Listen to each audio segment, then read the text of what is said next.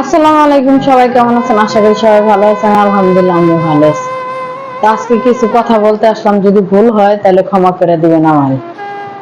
তো আমাদের বাংলাদেশে সুদর্শন পুরুষ পুরুষ নামে কলঙ্ক। তার বাবা মারা গেছে আজকে 2-3 দিন হয়েছে। সে সে জানাজাটাও পড়তে পারে না। তার বাবার সালামটা ফিরাই কিভাবে সে জানে না। সে কান্না করতে পারে না, মেকআপ নষ্ট হয়ে যাবে। তার মতো ছেলে থাকার চেয়ে না থাকা ভালো। যে জায়গা বাবা মারা গেছে সে হাও মাও কান্না করব, তা না করে এইভাবে নাটক করা শুরু করছে। তুই ছেলে না আর কিছু। হিজলাও যারা হিজলা তারাও তো মানে অন্যের বিপদ দেখে আমার চোখ দিয়ে পানি বেরিয়ে যায়।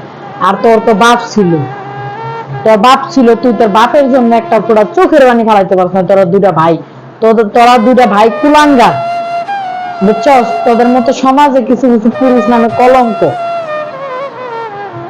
তোর মতো ছেলে রে কি কমু না কমু, এই যে রাস্তায় পিটাইলো তোদের শিক্ষা হইব না।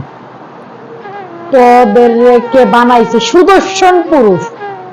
এত স্মার্ট স্মার্ট ছেলে মেলে থাকতে, সাকিব খান থাকতে তোদেরকে বানাইছে সুদর্শন পুরুষ।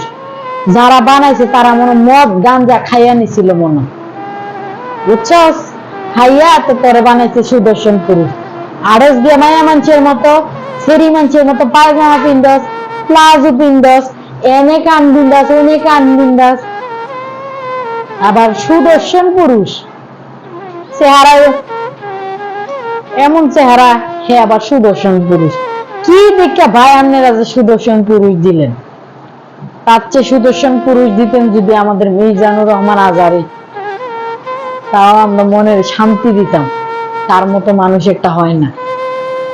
আর কারে দিচ্ছেন সুদর্শন পুরুষ, যে কিনা নিজের বাপের জানাজাই পড়তে পারে না, নিজের বাপের মরার সময় একটু কান্নাও করতে পারে না, চোখ দিয়ে পানি বেরো না, মেকআপ দিয়ে আইছে বাপে মরছে করে। আপনারা খেয়াল করছেন কিনা জানি না, তবে খেয়াল করে দেখেন, তার চেহারার দিকে তাকায় দেখেন, তার ভুরুগুলো আট করা, তার চেহারায় মেকআপ দেওয়া। তোর মতো পুরুষ থাকাচ্ছে বাংলাদেশে তুই ময়রা জায়গা ফাঁসি খেয়ে, বিষ খেয়ে মর। যারা 2 বছরের বাচ্চা তারাও বাপের লেগা কান্দে মরলে, আর তুই কত বড় ছেলে, তুই তোর বাপের লেগা কান্না তো দূরের কথা, তোর চোখ দিয়ে পানি বেরিয়ে না, তুই তারপর কেমন কেমন স্টাইল করস। শালা শয়তান বেলেগা, গিরগিটির করে গিরগিরি, হারামজাদা। তোরা পাইলে আমি কাঁচা মরিচ দিয়ে চাবাই খাইতাম। শয়তান।